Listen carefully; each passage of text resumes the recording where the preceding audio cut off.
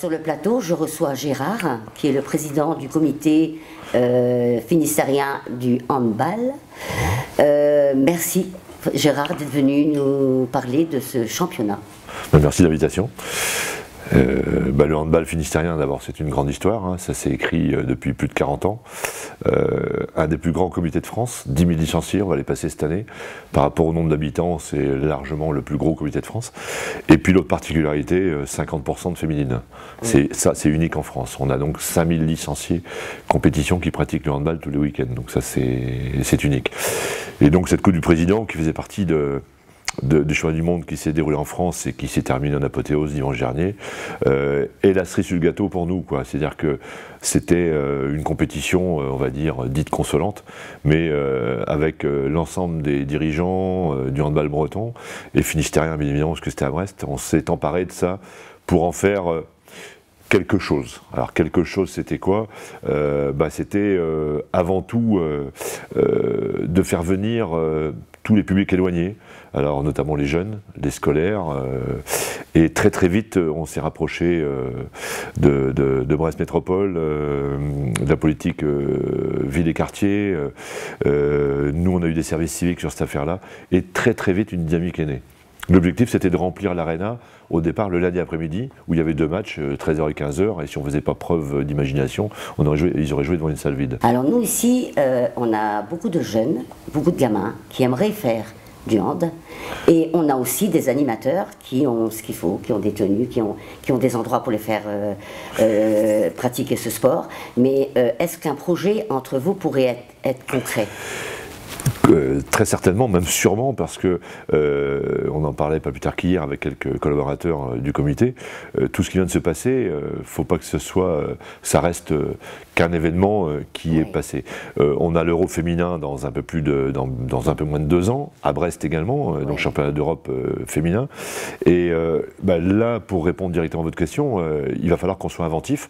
On est dans une période un peu particulière où le monde du sport, on est élu pour 4 ans sur des mandats olympiques, et exceptionnellement le handball, au lieu des élections d'avoir lieu en juin 2016, elles ont lieu là vendredi prochain pour les comités et dans 3 semaines pour la Ligue. Donc des nouvelles équipes vont se mettre en place, mais là oui, on va être inventif, on va être à l'écoute pour créer des choses peut-être qui n'existent pas, des sections passerelles, mettre en place une structure sur place qui permette d'être tampon entre les clubs, qui actuellement les clubs ne peuvent pas tout absorber, quoi. Un animateur me disait tout à l'heure justement le handball des rues. Alors la Fédé a développé, est en train de développer d'autres pratiques. Alors le handfit qui est plus la partie santé, le hand ensemble qui a été une formidable vitrine au match d'ouverture à Bercy, avec du hand à destination des handicapés mentaux et physiques, et on développe une formule de jeu qui s'appelle le 4-4, donc 4 contre 4, et je pense que là ça va être la solution d'avenir pour justement amener le handball dans des quartiers, dans des zones où il n'y a pas trop de place, où on peut inventer des choses très rapides. Voilà, ça on va le faire.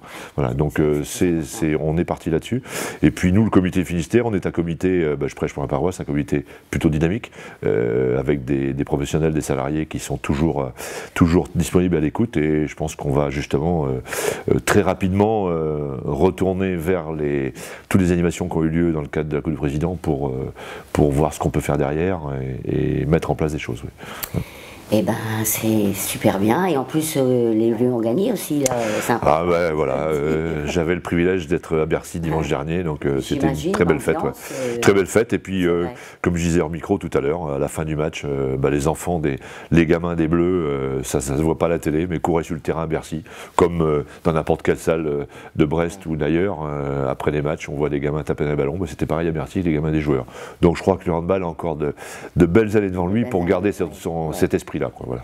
Eh ben, en tout cas, merci beaucoup Gérard d'être venu nous parler de ce sport, et en espérant effectivement que bientôt dans le quartier il y aura des gamins qui auront accès, parce que c'est vrai que tout le monde peut pas aller tous les gamins ne peuvent pas aller dans les clubs. Hein. Eh ben, bien sûr. Du coup, ce handball de rue, pourquoi pas?